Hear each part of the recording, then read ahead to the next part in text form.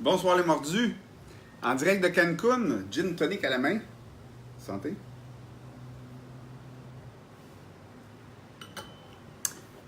Je suis seul pour la technique du live, donc puis mon support à caméra, c'est une boîte de Dalmor 12 ans, donc soyez indulgents si le téléphone tombe. On va se parler un petit peu ce soir. Il y a plusieurs personnes qui ont posé d'excellentes questions. Donc, je suis en direct de Cancun pendant mes vacances. Belle gratitude à la vie. On est 4 super personnes ici. On passe du bon temps, on se repose, on se ressource, on a des bonnes idées, on envoie des textos à notre équipe. On a hâte de revenir, on veut retomber dans nos affaires, puis en même temps, on profite du temps qu'on a. Je ne sais pas si vous connaissez le Leblanc. Peut-être si vous connaissez le resort Leblanc à Cancun, faites-nous un thumbs up ou un petit cœur, parce que c'est vraiment un endroit extraordinaire. Je vous le recommande à tous. J'ai mis mon petit chandail avec des palmiers pour représenter les vacances. Donc, je suis vraiment chanceux d'être ici cette semaine.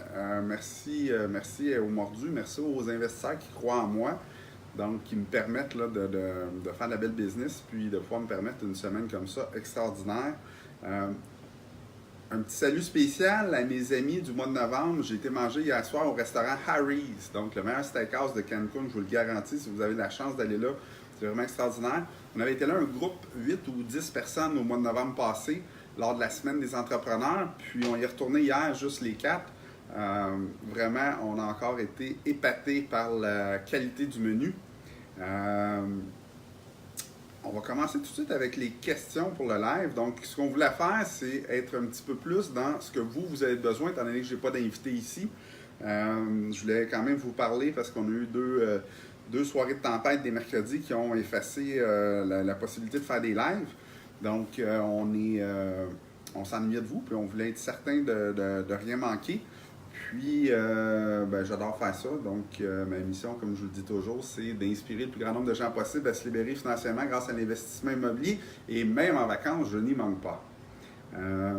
Stéphane Comeau nous a posé une très bonne question. Capable de faire ses recherches, trouver ses comparables, à partir de quel moment qu'on fait une offre d'achat? Il y a de la difficulté à faire les calculs qui figurent pour le financement. Et puis, il a pourtant fait de la formation, puis il est encore perdu un petit peu là-dedans. Qu'est-ce qu'il pourrait faire pour s'améliorer? Eh bien, Stéphane, super simple. Au niveau du calcul de valeur économique, moi, j'ai appris beaucoup avec Nicolas Ray. Donc, Nicolas, selon moi, est le maître au niveau de l'enseignement pour te démontrer comment calculer la valeur économique. Je crois que ça s'appelle ingénierie mathématiques financières, en tout cas. Il y a un cours exprès pour ça qui donne. Moi, j'ai vraiment appris beaucoup, là. Puis, ça m'a permis d'apporter mes recherches, d'apporter ma prospection à un autre niveau. Ça m'a permis de pouvoir prendre des décisions rapidement. Ceux qui étaient en dernière faculté, Patrice Ménard l'a bien décrit durant sa... Petite gorgée. Durant sa présentation, c'est-à-dire que souvent, on prend trop notre temps. Ce qu'il faut comprendre, quand il y a vraiment un deal sur la table, là, il part vraiment rapidement. Donc, il faut vraiment s'assurer que le deal va être bon. Puis, il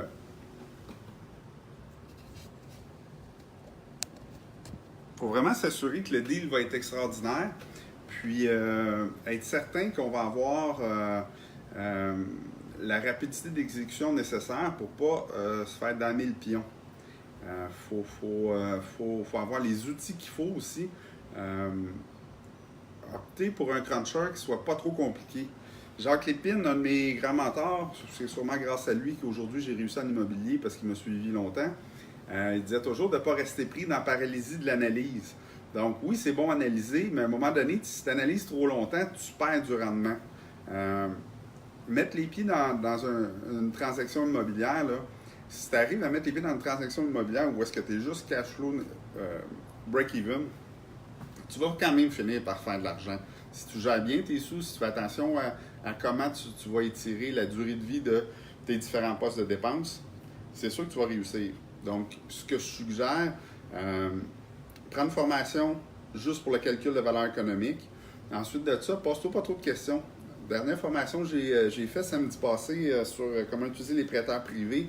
Alors, il y a des questions qui revenaient souvent, puis je répondais tout le temps la même chose. Pourquoi est-ce qu'on ne traverse pas le pont quand on y arrive? Donc, c'est une de mes philosophies. Oui, je fais une analyse overall de tout ce qui pourrait arriver, mais j'essaie de ne pas m'arrêter à tous les problèmes que je peux voir parce qu'à un moment donné, ça ne me tentera pas de faire le deal. Donc, je vais souhaiter que mon analyse soit bonne, puis je vais essayer d'étirer tous les postes possibles de dépenses pour me permettre de faire de l'argent le plus rapidement possible avec une transaction immobilière. Donc, si je peux en ajouter un petit peu, l'offre d'achat, tu dois la faire le plus vite possible quand le listing est sorti, quand tu apprends qu'il y a un deal sur le marché. Quitte à mettre des... c'est pas ce que j'enseigne, puis c'est pas ma façon de faire, là, mais quitte à mettre des clauses échappatoires. Ceci étant dit, la fameuse clause échappatoire qu'on entend parler partout, c'est pas une bonne façon de faire en affaires. Premièrement, la clause échappatoire, là, en principe, si tu fais une offre d'achat, il ne faut pas que tu aies le goût de t'échapper. Mais il faut que tu puisses t'échapper si jamais tu découvres qu'il y a un problème spécial. Donc, problème d'entretien, puis là, tu te rends compte que ça va coûter beaucoup trop cher d'entretien. Problème de périte, problème de contamination. J'ai déjà vu dans certains dossiers des baux qui étaient faux. Donc là, tu te ramasses avec moins de revenus. Puis ça se négocie facilement. J'ai une bonne étude de cas à raconter là, lors de ma formation quand ça arrive. Donc, gardez beaucoup d'informations pour vous à ce moment-là. Puis négocier ça dernière minute quand la transaction est presque terminée parce que ça devient une clause de vice. C'est un défaut. Ils ont menti, donc les délais ne s'appliquent plus. Là.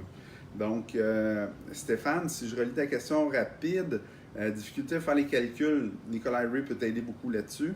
Le financement, ben oui, c'est vraiment important. Il faut que tu saches, il faut que tu aies confiance dans tes calculs pour être certain que tu vas savoir combien tu peux financer cet immeuble-là. C'est la clé, hein? Si tu sais combien tu peux financer sur l'immeuble en ce moment, puis combien tu vas pouvoir financer une fois que tu vas avoir développé tous les potentiels disponibles, ben ça va.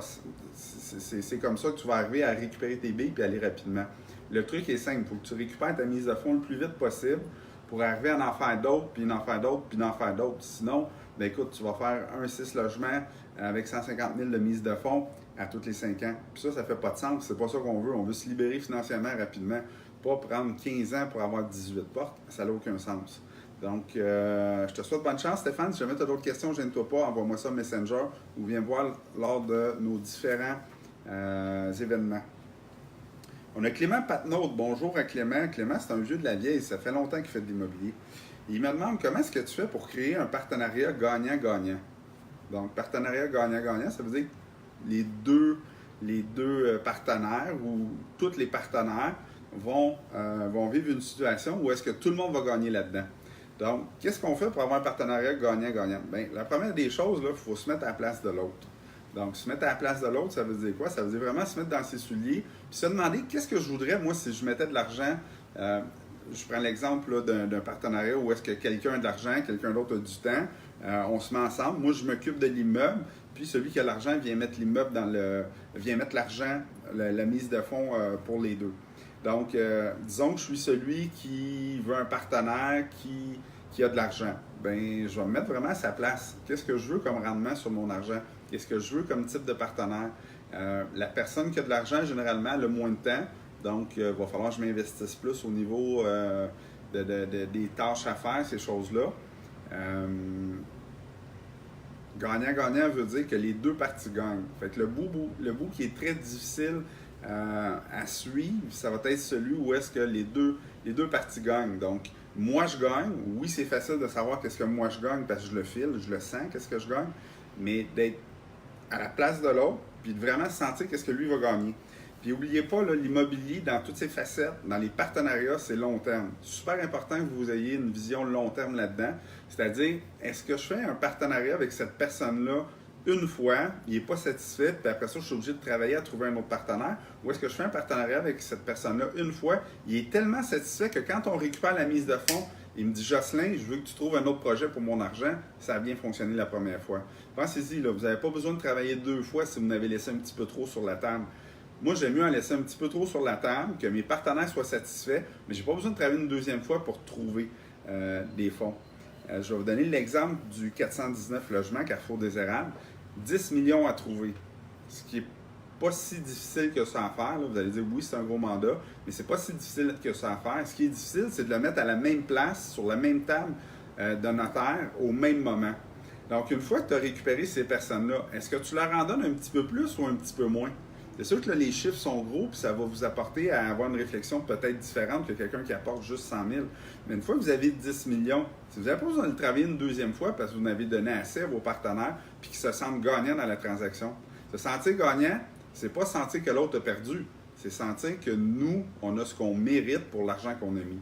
Donc, pensez à ça comme il faut. Clément, moi, c'est ma vision de gagnant-gagnant parce que généralement, c'est ça que je vais faire. Je vais essayer de trouver des partenaires qui, eux, veulent être passifs un petit peu plus, puis je vais leur en donner pour leur argent. Quand on regarde les autres partenariats que j'ai étudiés, bien, généralement, ils en donnent beaucoup moins que le partenariat où ce que moi, je fais embarquer des gens. Une autre chose qui est importante, je ne demanderai jamais à quelqu'un d'investir des sous, puis que moi, je mets zéro. Donc, si tu n'as pas encore de mise de fonds, ça ne veut pas dire que tu ne peux pas travailler. Il va falloir que tu le fasses une fois, deux fois, sans mettre de sous. Mais dès que tu as commencé à accumuler un petit capital, quand même que tu mettrais 5 ou 10 000, montre-lui ton bilan, puis dis-lui, pour moi, 5 000, ça équivaut pour toi 500 000. Donc, je vais mettre 5 000 tout de suite pour montrer que toi aussi, tu as quelque chose à perdre. Puis quand tu es capable d'augmenter le montant, plus tu augmentes le montant, plus que les gens vont te prendre au sérieux. Donc, dans le cas de Carrefour des Érables, nous autres, on avait mis 1 million, donc 10 de la mise de fonds. C'était l'offre de départ. On a dû finalement en mettre beaucoup plus que ça, mais le premier million, bien, c'était nous autres qui l'avons mis. On l'avait mis à risque. On l'a mis à risque sans avoir de rendement dessus pendant presque 10 mois. Donc, on démontrait à nos investisseurs que c'était sérieux et qu'il y avait une relation gagnant-gagnant qu'on pouvait bâtir avec nous. Donc, Clément, j'espère que j'ai bien répondu à ta question. Là, malheureusement, je ne peux pas lire les questions de l'autre côté pour vous donner une qualité d'image. Je vais peut-être juste vous quitter 2 secondes durant le live là, pour aller voir. Petite gorgée. Vous pouvez peut-être me dire ce que vous buvez. Je vais aller lire ça passionnément dans quelques minutes. Non, on a quelqu'un d'autre. On ne m'a pas écrit, là, étant donné que je suis à l'extérieur, j'ai dû imprimer rapidement là, avec l'hôtel. Si tu avais à tout recommencer à zéro en 2019 et que tu n'as aucun immeuble, mais tu as en ta possession une somme de 125 000, que ferais-tu avec? Donc, tu as lancé ça et te payer un 6 logis, ce qui est logique. À 125 000, ça ressemble à ça. Chercher un ou des partenaires pour investir avec toi.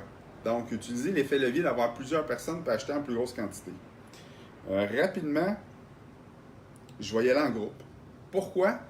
On prend 125 000, on achète un 6 logis, j'ai acheté un 6 logis, je suis seul, je suis en contrôle de mes affaires, oui, c'est bon. Ou je prends le même 125 000, je le mets sur la table, puis je trouve une dizaine de partenaires, on se ramasse avec 1 250 000, ce qui va me permettre d'acheter un immeuble d'à peu près 4 millions, donc on parle d'une quarantaine de portes. Puis là, on commence à avoir de l'effet levier pour ce qui est de la négociation. Pour ce qui est de ton déneigement va te coûter moins cher au nombre de portes. La même chose ton coupage de gazon, la même chose ton entretien, ton concierge. Tu peux finir par pouvoir négocier à ce moment-là puis avoir des meilleurs rendements overall. Donc, puis oublie pas que tu as 40 locataires que tu peux choisir versus 6. Tombe sur 3 mauvais locataires, tu peux manquer ton coup 3 fois. Là. Donc, 3 sur 6, la moitié, 3 sur 40, ça ne te dérange pas tellement. Moi, j'irais vraiment aller me chercher un ou des partenaires. J'irais me chercher des partenaires qui ont beaucoup plus d'expérience que moi et d'autres partenaires qui ont beaucoup moins d'expérience que moi. Parce que là, si je suis la question, si je recommençais, donc je recommence au début, j'ai les connaissances probablement que j'ai presque aujourd'hui, mais je vais vouloir avoir des gens sur qui m'appuyer qui peuvent me répondre à certaines questions. N'oublie pas que si tu achètes un 6 logements tout seul et tu as un problème, tu ne connais pas la réponse, tu es obligé de consulter un professionnel. Probablement que si tu vas chercher 7, 8, 10 investisseurs avec toi, mais là-dedans, tu vas avoir un comptable, tu vas avoir un fiscaliste, tu vas avoir un gars qui est bon en construction. Donc, tu vas avoir des ressources pour aller chercher ou tu vas même avoir des gens qui ont déjà eu dans le passé du succès avec l'immobilier, donc de l'expérience.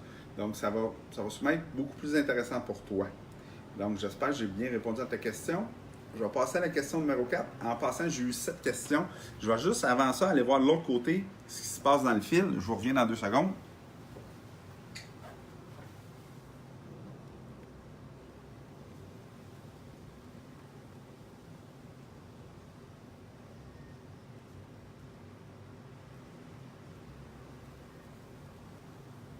Ça va. Ça va à peine je prends des notes, là, il y en a des bonnes, bougez pas.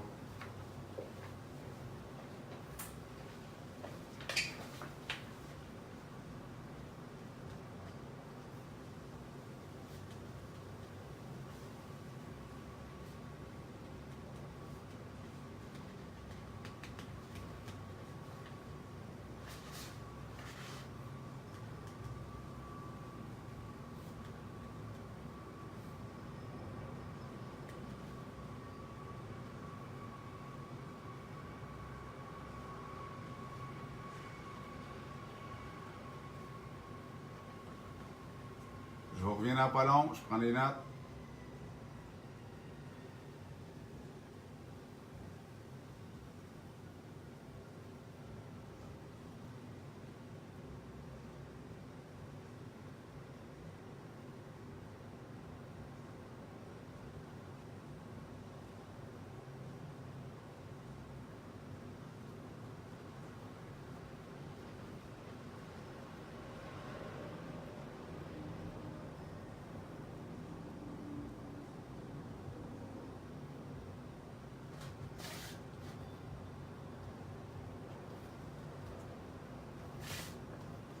Pas long.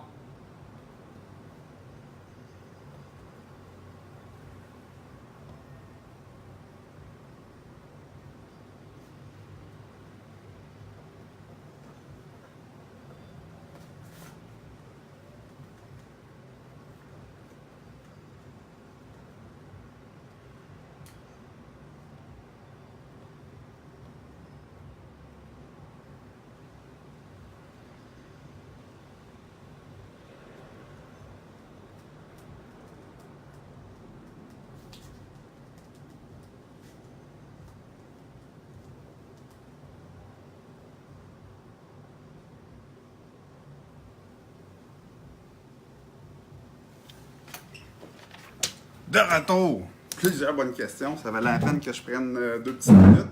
Je vais y aller avec les questions des gens qui sont en direct. On a un petit commentaire de Marc-André Réel qui dit que lui, il boit de l'eau ce soir parce qu'il est à la fin de son défi 28 jours sans alcool. Je te félicite, je ne suis pas capable de faire ça. Sûrement capable, je l'ai déjà fait, mais j'en ai pas envie. Donc, félicitations Marc-André Réel. Il y a Olivier Girard qui nous parle de formation au Québec, Montréal. On fait généralement les formations sur la rive sud de Montréal.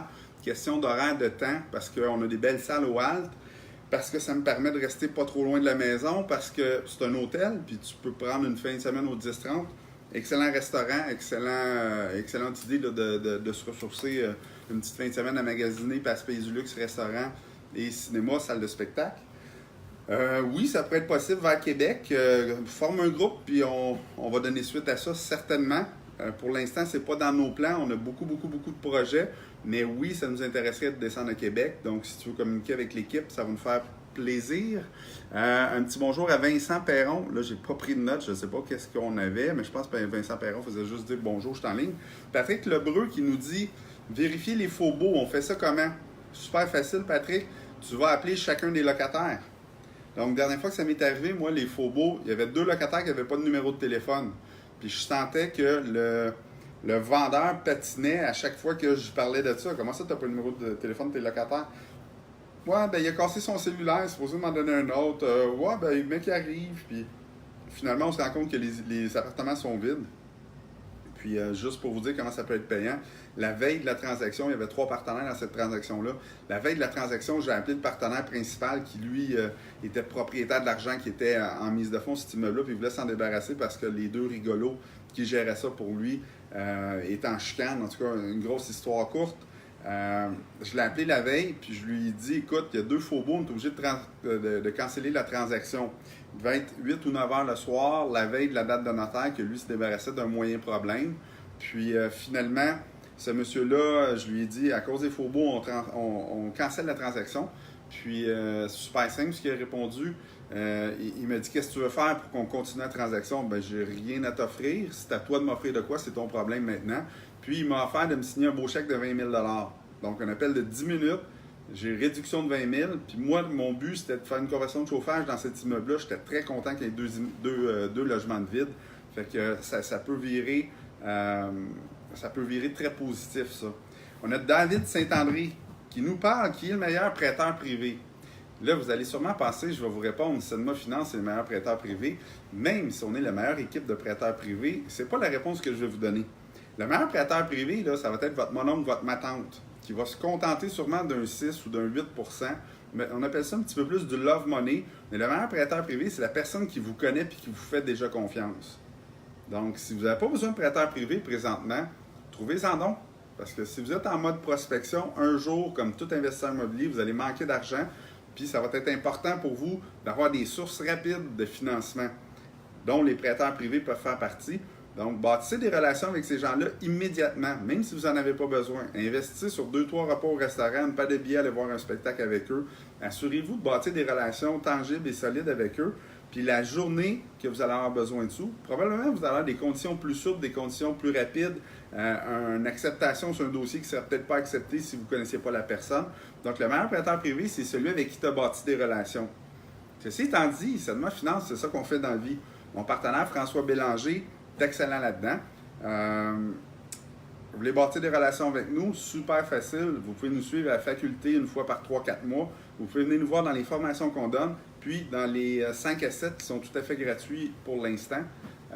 Donc, on est encore la seule entité, groupe immobilier qui offre des événements gratuits. Profitez-en, venez bâtir des relations avec nous. On jase un petit peu, puis on apprend à se connaître. Vous nous présentez vos projets, on parle d'immobilier toute la soirée. Puis c'est de cette façon-là que vous allez bâtir des relations. C'est certainement pas en restant chez vous. Donc, super important, là, participer à des événements de réseautage. Moi, ça a fait vraiment partie de la recette de mon succès. On a Magali Cuvillier qui nous dit qu'elle nous écoute en direct de Colombie. Donc, elle aussi est probablement en vacances là-bas. Puis, elle prend le temps là, de continuer à suivre nos activités. Question numéro 4. Je vous disais, j'en avais 7. Il en reste 4. Je vais peut-être, à la fin, retourner de l'autre côté, là, voir s'il n'y a pas d'autres gens qui ont posé des questions. Donc, la personne numéro 4 qui me dit, si j'ai 10 000 de côté, comment je débute en immobilier? Honnêtement, avec 10 000, ça peut être très compliqué. Comment est-ce qu'on va débuter en immobilier avec 10 000? Probablement avec un condo que vous allez acheter avec location, peut-être. 10 000, là, on peut avoir peut-être un petit condo, avoir ce condo-là, le louer. Si vous êtes chanceux, vous allez trouver un condo qui est près d'un hôpital, près d'une école, où vous pouvez peut-être louer Airbnb. Donc, près des hôpitaux, là, souvent pour les gens qui sont en problème court terme puis qui ont besoin, ça peut se louer très bien Airbnb. Ça peut être très, très, très payant avoir un condo Airbnb. Faites très attention, par contre, conventions de copropriété, souvent vont l'interdire. Donc, si vous faites ça dans le but de faire du Airbnb, acheter un condo en tant que propriétaire investisseur, ça peut être difficile. Ensuite de ça, peut-être partager ça dans un groupe. Donc, 10 000 vous, 25 000 un autre, 50 000 un autre. Ce qu'on parlait tantôt, partenariat gagnant-gagnant. Vous avez 10 000, vous trouvez quelqu'un qui a 100 000, tu lui dis, pour toi, 100 000 c'est beaucoup, pour moi, 10 000 c'est beaucoup. J'embarque avec toi, j'ai du temps. Je pense que ça, c'est la façon la plus simple, la plus facile de vous aligner pour faire un partenariat qui va être gagnant pour les deux parties. Donc, la personne qui a 100 000 a des sous, n'a pas de temps. Vous avez 10 000, vous avez pas beaucoup d'argent, mais vous avez du temps. Sinon, capital immo privé qui vous permettrait d'investir ça dans un REER ou un CELI. Dans ce cas-ci, j'irai vers le CELI, pas d'impôt à payer.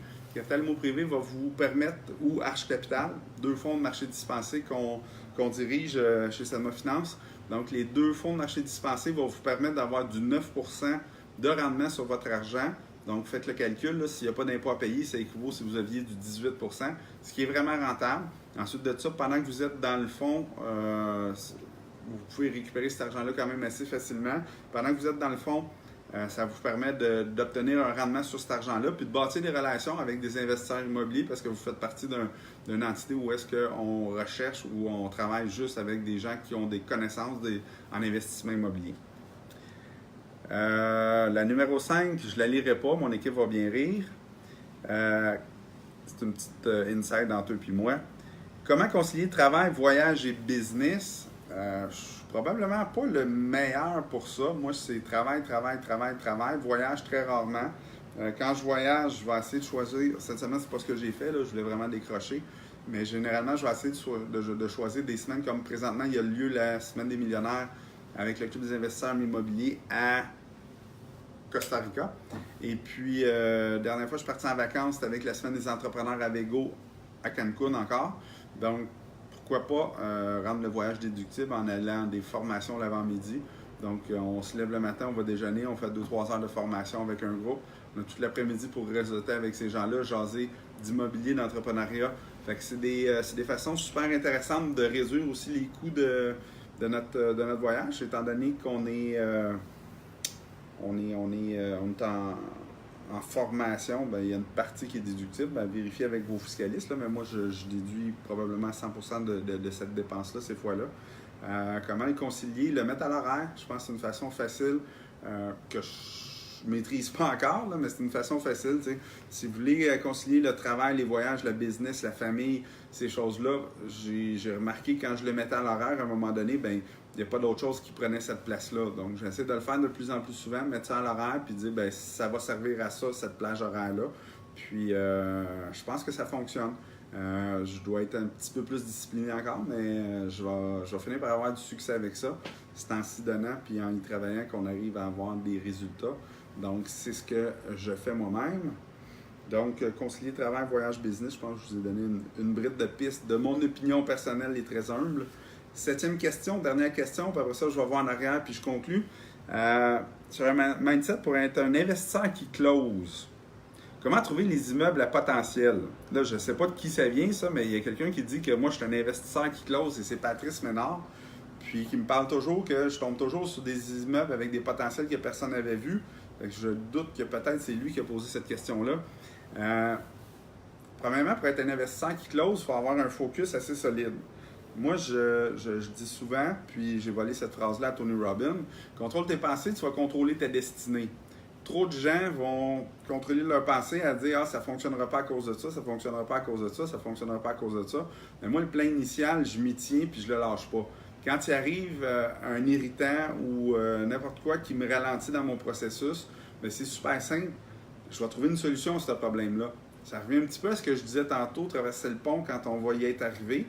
Puis, quand je ne suis pas arrivé, bien, je ne me casse pas la tête avec ça. Je ne vais pas ralentir mon mindset pour ça. Comment est-ce qu'on trouve des immeubles à potentiel en regardant ce que les gens ne regardent pas?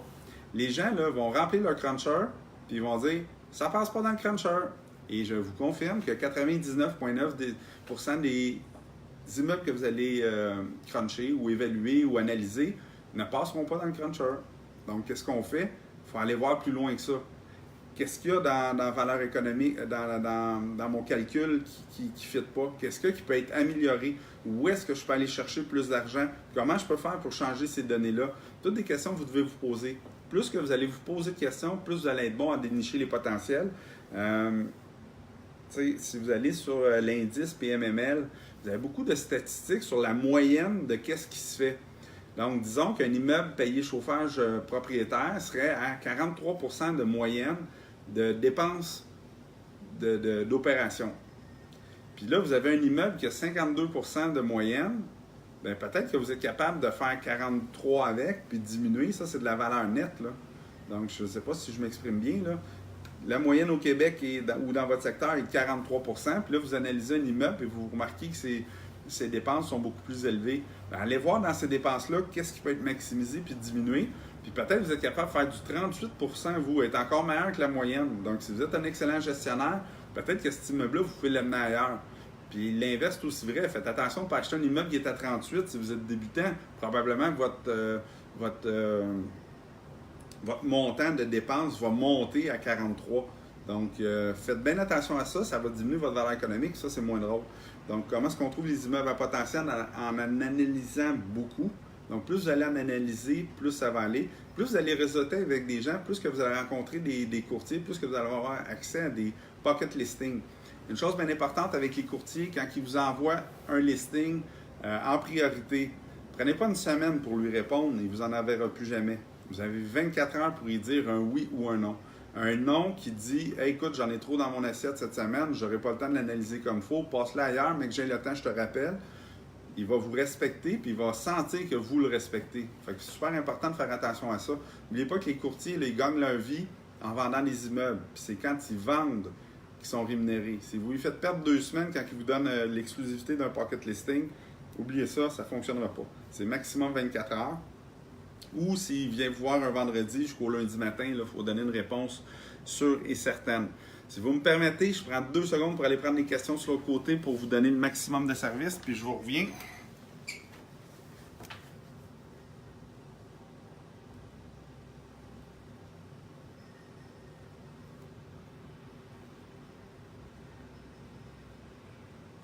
Ce sera pas long. Oh, Vincent Perron. Ouais, faites des thumbs up en attendant, ça va vous faire passer le temps. Ça va être super bon pour l'algorithme. Problème.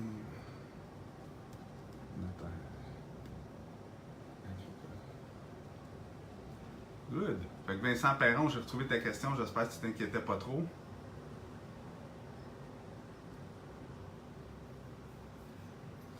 Oh, Anthony, une question de fun. Anthony Di Paolo.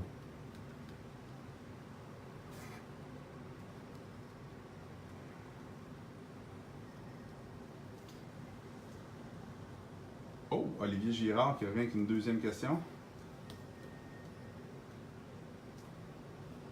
Patrick Lebreu qui dit on n'est pas pressé, probablement c'est tantôt. Bellevue, oui, ça c'est la deuxième piscine vraiment extraordinaire. Je vous l'ai dit tantôt, le complexe, c'est un des plus beaux complexes que j'ai eu la chance de voir. Charlie Guilbeault.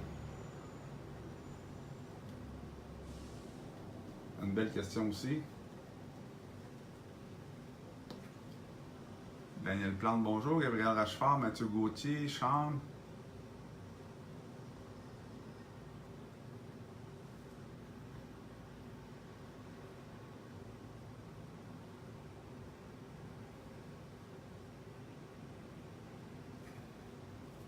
Denise Stillman.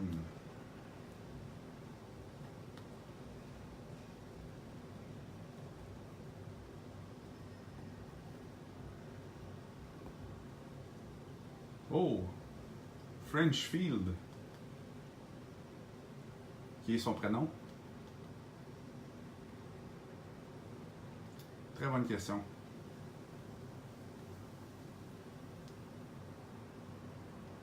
C'est le fun, là, jouer les petits cœurs puis les petits thumbs up passés. Amel Lovasco. Je réponds à ça dans quelques secondes.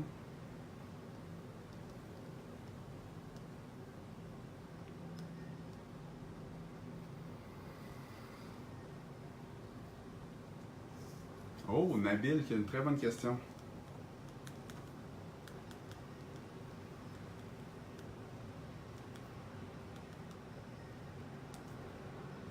Jeff Tremblay qui est là. J'espère que ça va bien, mon Jeff, ta convalescence. On a hâte de te revoir. Pierre-André Hubert, question très intéressante.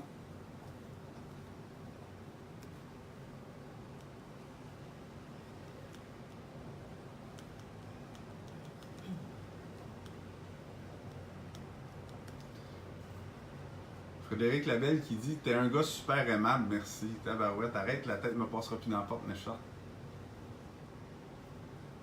Francis Cloutier, quel est le meilleur moyen de se partir en immobilier?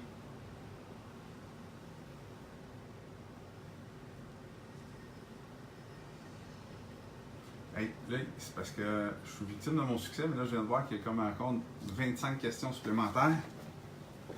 Je vais faire un deal avec vous autres. Je vais répondre à ceux que j'ai pris en note, puis ceux que j'aurais pas eu le temps de répondre.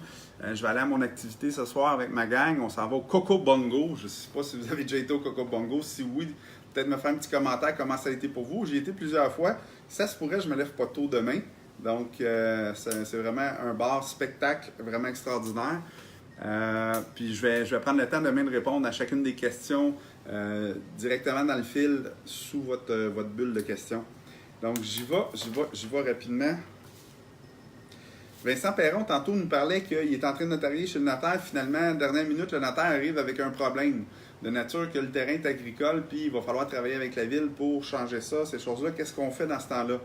Mais il y a moyen de vérifier combien ça pourrait coûter dans le pire des cas, puis retenir une partie des fonds à même le notaire pour vous compenser si jamais vous n'arrivez pas. Tu sais, l'immeuble vaut un montant. S'il n'est pas conforme à la ville, combien est-ce qu'il vaut maintenant là, à cette heure qu'on n'a plus la même destination pour l'immeuble? Donc, gardez ce montant-là une troche chez le notaire.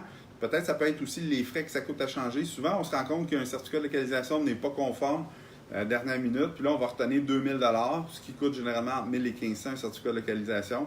On fait faire le certificat de localisation. S'il n'y a pas de problème majeur, bien, on remet l'argent au la balance des fonds ou on le fait payer par le vendeur. Donc, ça peut être des façons intéressantes de retenir une partie du résiduel. Donc, Vincent, j'espère que je vais répondre à la question. Pierre-André qui nous dit comment gérer les conflits avec des partenaires potentiels. Convention d'actionnaires, c'est aussi simple que ça. Donc, il y a un bon avocat qui ne vous chargera pas trop cher. Je pense que Guy Bergeron a fait souvent des bonnes conventions d'actionnaires. Vous pouvez l'appeler. Guy fait aussi un cours là, sur les partenariats, comment structurer ça, monter ça. Donc, ça peut être intéressant pour ceux qui se posent des questions là-dessus. Mais tout ce qui est écrit à la base, donc si on s'assoit avec notre partenaire potentiel, puis on met par écrit quelles sont mes responsabilités, quelles sont tes responsabilités. Si c'est écrit, les écrits restent, les paroles s'envolent. Donc, c'est écrit, voici ce que je m'étais entendu au début, voici ce que tu t'étais entendu au début, voici ce qu'on doit faire. Donc, c'est super simple à gérer. Après ça, bien évidemment, c'est de faire un background check sur la personne. Donc, avant de m'associer avec quelqu'un, je vais aller voir, ça fait combien de fois qu'il est passé en cours cette année? Sokige, le site de la Sokige vous permet d'avoir tous les jugements au Québec, autant au niveau de la régie du logement, au criminel et au civil. Donc, si vous voyez quelqu'un, il y a 30 ans, puis il s'est ramassé en litige à la cour 25 fois, pas normal. J'y étais 2 ou 3 fois dans ma vie. Donc, c'est pas normal que quelqu'un, au cours de sa vie, se chicane à toutes 2 fois par année, puis il se ramasse devant un juge 2 fois par année. Cette personne-là a un pattern particulier, puis se retrouve dans des positions pour se ramasser en cours. Est-ce que vous voulez vraiment être partenaire avec lui? Oui, non, peut-être. Moi, c'est non tout de suite. Quelqu'un qui a été 25 fois à court dans sa vie, c'est vraiment pas normal. Donc, faites juste vérifier ça. Puis si vous voyez qu'il est toujours pris avec des problèmes, bien, embarquez-vous pas avec lui. Il va en avoir d'autres qui vont lever la main à un moment donné. Puis trouver ces partenaires-là pour répondre à la question où est-ce qu'on trouve les partenaires de Charlie Guilbeault. On les trouve dans les 5 à 7, dans les autres événements d'immobilier, sur les réseaux sociaux. Envoie des infolettes, bâtis-toi une liste de contacts exceptionnels. Plus que tu vas avoir de contacts en immobilier, plus tu vas communiquer avec des gens, plus que tu vas réussir à t'apporter des partenaires potentiels. On dit souvent qu'une vente se close entre 14 et 16 contacts. Donc, présentement, je suis en train de faire un contact avec toutes vous autres.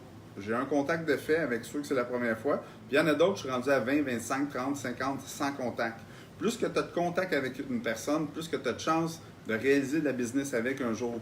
Donc, les gens qui mettent leur photo dans leur signature de courriel, super important, ça compte pour un contact. Donc, tu rencontres un nouveau vendeur, c'est la première fois que tu le rencontres, prends ton temps avec, arrange-toi pour le voir plusieurs fois.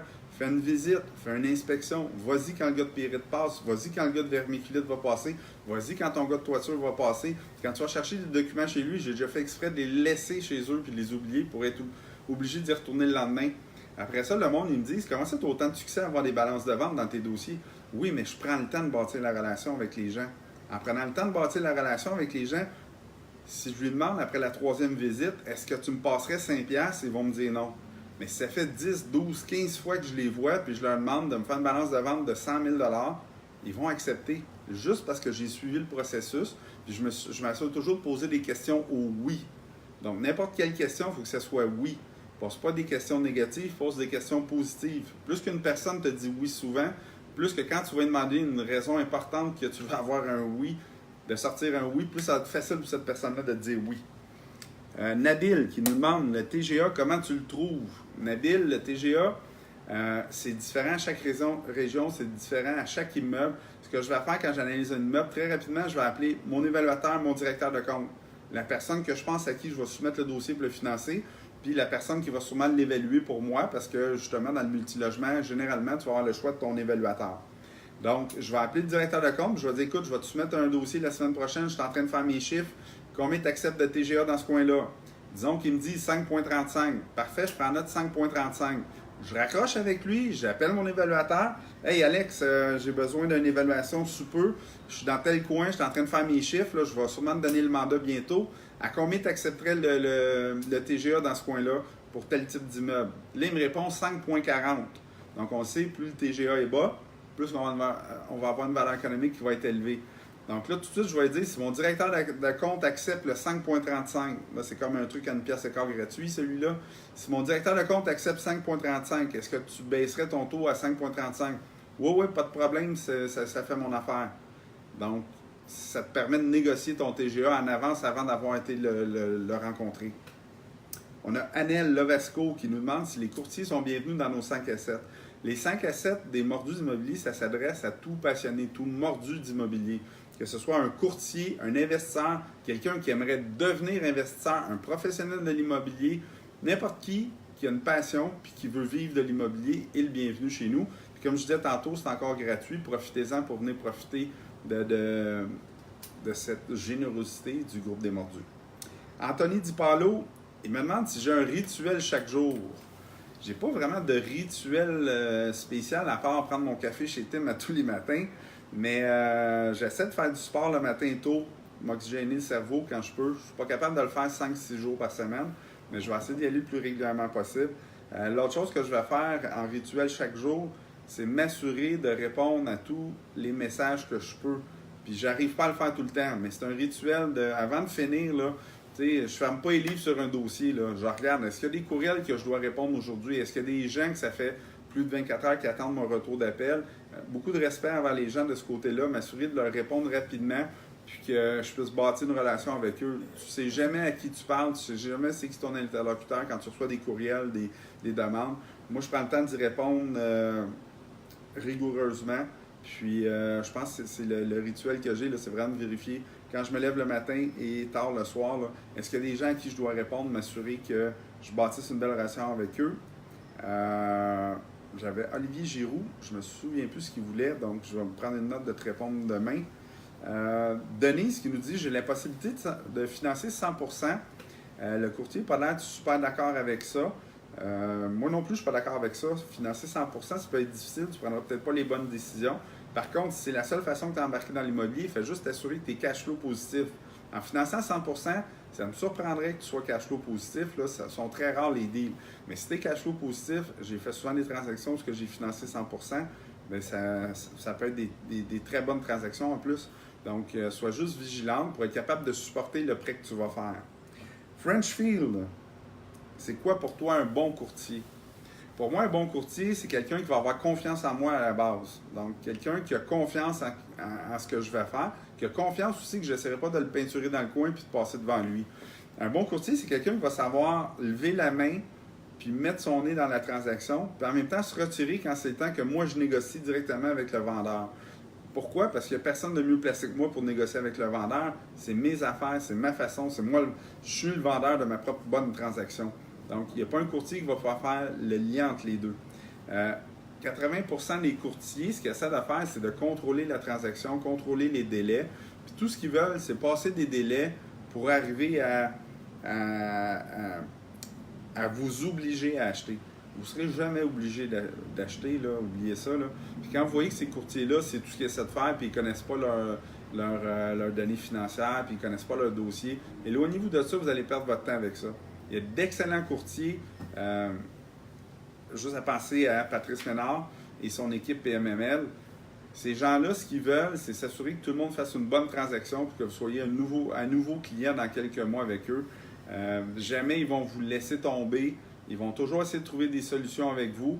Puis en plus, bien, vous avez la qualité de garantie de Patrice Ménard et Sana. C'est des gens qui sont incroyables au niveau de l'éthique de travail, mais aussi de la conformité de ce qu'ils vont faire. Là. Moi, je les ai déjà vus se retirer d'un dossier parce qu'ils savaient qu'il y avait des problèmes épineux dans le dossier. Puis ils se disaient, on ne veut pas être mêlé à ça si jamais il y a des poursuites un jour.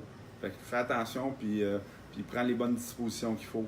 Donc, j'ai trouvé ça vraiment fantastique de leur part. C'est pas tous les courtiers qui vont faire ça, là, cracher sur 30, 40, 50 000 de commission sur un immeuble de plusieurs logements. Donc, faire attention à ça.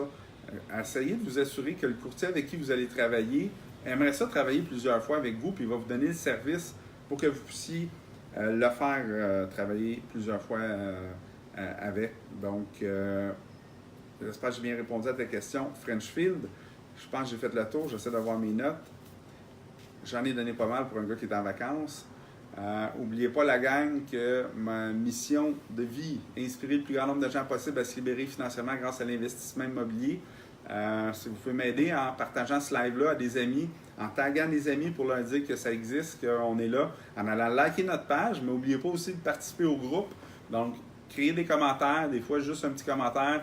Ah, ça vaut peut-être pas la peine que je dise mon petit grain de sel. Oui, ça vaut la peine. Il faut prendre le temps de le faire. Il faut prendre le temps d'être une communauté tissée serrée et travailler ensemble. Puis là, vu que je déparle parce que j'ai plus de salive, parce que j'ai pas assez bu, je vais vous laisser là-dessus. Même pas la semaine prochaine, on a un nouveau live. Je vais être dans les bureaux cette fois-ci avec l'équipe habituelle. J'espère que je ne vous ai pas trop déçu avec la technique. Ça a été un petit peu différent d'habitude. J'espère que je vous ai inspiré. On se revoit le plus rapidement possible. Bonne semaine. Je profite de mon reste de congé. Bye bye.